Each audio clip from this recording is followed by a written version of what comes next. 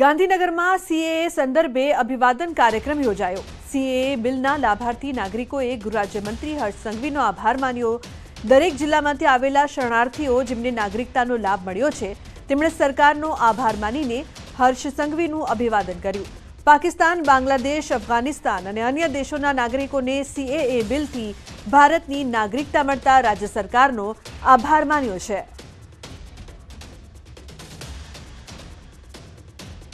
सहजताथी नागरिकता मळी रहे एना माटेनी दरेक जग्याए एक केन्द्रो शरूआत पण आपणे करी रह्या छीए अने एने ऑनलाइन प्रक्रियानी बधी ज विधि त्यां थई जाय ए प्रकारनी पण योजना बनेली छे अने एवुं लागे छे के बहु टूंका समयनी अंदर आपणे गुजरातनी अंदर आ 60% परिवारोने नागरिकता प्राप्त करवामां सफलता प्राप्त करी शकशे छे। गुजरातमां कोई पण प्रकारनी समस्या निर्माण थवानी नथी कारण के आपणी गुजरात सरकारनो खूब हकारात्मक वलन होवाना कारणे खूब झड़पी प्रोसेस थईने आ नागरिकतानुं काम पूर्ण स्ट्रगल सहा कि मुझे पता है कि कैसे धक्के खाए जाते हैं नागरिकता के लिए। और जो इंडियन होने का जो हमको मतलब हम जो वहां से आते थे ना, यहाँ पे भले हम उसको भी अपना कंट्री नहीं मानते पर यहाँ आने के बाद भी ऐसा लगता था कि हम पाकिस्तानी हैं। तो वो जो एक हमारा घर मतलब हम हिंदुस्तानी हैं, वो जो हमें सौभाग्य दिया ना, हमें जो फीलिंग्स दी हैं वो मोदी जी ने दी है। तो उसके लिए ये सीएए लागू होने के लिए मैं मोदी जी को, आदरणीय अमित शाह जी को बहुत बहुत धन्यवाद। मोरबीमां पाकिस्तानथी स्थळांतरित थई आवेला अनेक परिवारोने नागरिक तरीकेना प्रमाणपत्रों एनायत कराया। जिला कलेक्टर केबी झवेरी તેમજ ધારાસભ્ય કાંતિભાઈ અમૃતિયાના હસ્તે 13 વ્યક્તિઓને પ્રમાણપત્રો અપાયા હતા। સ્થળાંતરિત વ્યક્તિઓની નાગરિકતાની અરજીઓ ઝડપથી મંજૂર થાય તે માટે જિલ્લા વહીવટી તંત્ર દ્વારા ઝડપી કામગીરી કરવામાં આવી રહી છે। આવી નાગરિકતાની અરજીઓની પૂરતી ચકાસણી કરી નાગરિકતા આપવામાં આવી રહી છે। ધારાસભ્ય કાંતિભાઈ અમૃતિયાએ જિલ્લા વહીવટી તંત્રને અને લોકોને અભિનંદન પાઠવ્યા।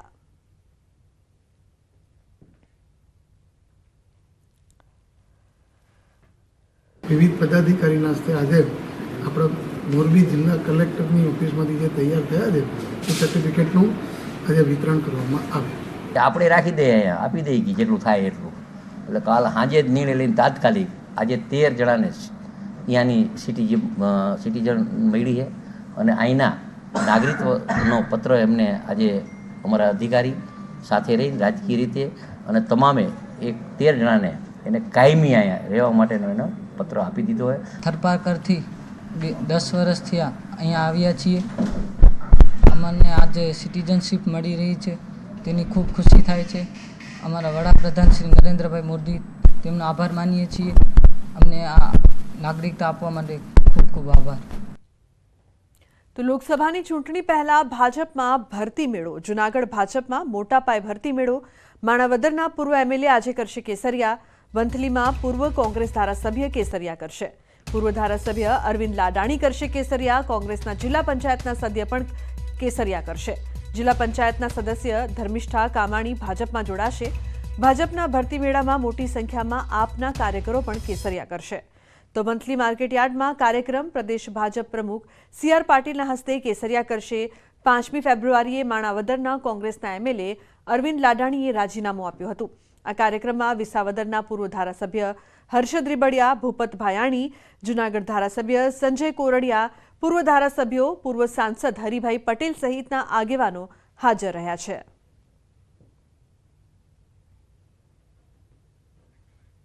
તો મહત્વનું છે કે આ તમામ લોકો આજે કેસરિયા કરશે। જૂનાગઢ ભાજપમાં મોટા પાયે ભરતી મેળો ચાલી રહ્યો છે। વંથલીમાં પૂર્વ કોંગ્રેસ એમએલએ પણ કેસરિયા કરશે। ગાંધીનગરમાં સેક્ટર 11માં ધારાસભ્ય અલ્પેશ ઠાકોરના કાર્યાલયનું ઉદ્ઘાટન। વૈદેહી 2માં નવું કાર્યાલય ખુલ્લું મૂકવામાં આવ્યું। ગૃહ રાજ્યમંત્રી હર્ષ સંઘવી, આરોગ્ય મંત્રી ઋષિકેશ પટેલ હાજર રહ્યા।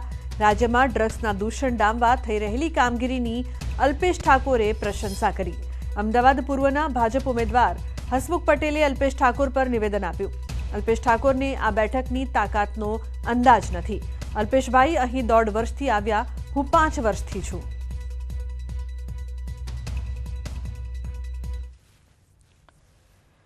હું હર્ષભાઈનો પણ આભાર માનું કે હું તો વ્યસન મુક્તિ સાથે જોડાયેલો છું। એક એવી વાત કરું છું કે આજની યુવા પેઢી, આવનારી યુવા પેઢી એ નશા મુક્ત રહે। પરંતુ હર્ષભાઈ આવ્યા પછી આ ગુજરાતની બોર્ડરો, દેશની બોર્ડરો એને સીઝ કરી અને જે રીતે ટ્રક પકડી રહી છે, જે રીતે ગુજરાતની પોલીસ ખડે પગે કામ કરી રહી છે હર્ષભાઈના નેતૃત્વમાં, હું હર્ષભાઈનો પણ આ ગુજરાતીઓ વતી આભાર માનું છું. અલ્પેશભાઈ કહેતા હતા 1 લાખની લીડ. અલ્પેશભાઈને 1.5 વર્ષનો અનુભવ છે, મને 5 વર્ષનો અનુભવ છે આ વિધાનસભાનો. આ વિધાનસભાની જે વર્તમાન તાસીર છે ને અલ્પેશભાઈ, એની ક્ષમતા હજી તમે આંકી નથી બરાબર. જે પ્રમાણે મતદારો વધ્યા છે, જે પ્રમાણે મન બન્યું છે, અને જે પ્રમાણે કોંગ્રેસીઓને અલ્પેશભાઈએ ભાજપમાં જોડ્યા છે, કારણ કે ગામડે ગામડે જવું ત્યારે ખબર પડે સરપંચ કોંગ્રેસમાં તો સાહેબ ભાજપમાં આવી ગયો, અલ્પેશભાઈ આવ્યા હતા. ક્યાંય મહેનત નથી. मोदी जी का काम और राम जी का नाम चलने वाला है. 1.5 લાખ સુધી પહોંચવાની તાકાત આ વિધાનસભામાં છે. હવે 40 થી 45 દિવસ જ બાકી રહ્યા છે. આરોગ્ય મંત્રી ઋષિકેશ પટેલે આપ્યા સંકેત. અલ્પેશ ઠાકોરના કાર્યાલયના ઉદ્ઘાટન કાર્યક્રમમાં બોલ્યા ઋષિકેશ પટેલ. ઐતિહાસિક લીડથી ભાજપને વિજય બનાવવા કાર્યકર્તાઓને હાકલ કરી.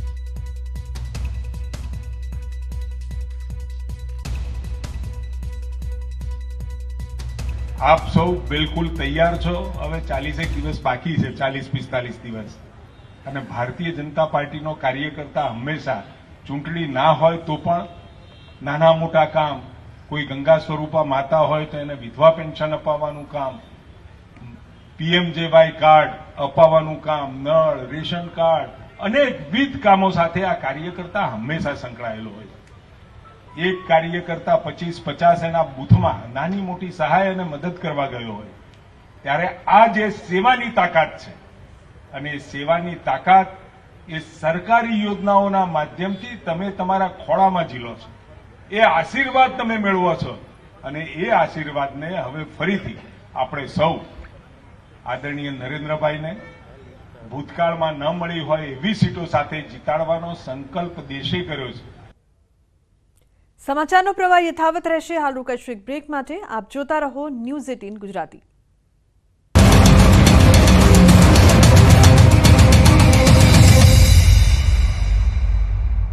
लूबी पम्प्स, फ्लो नहीं फोर्स.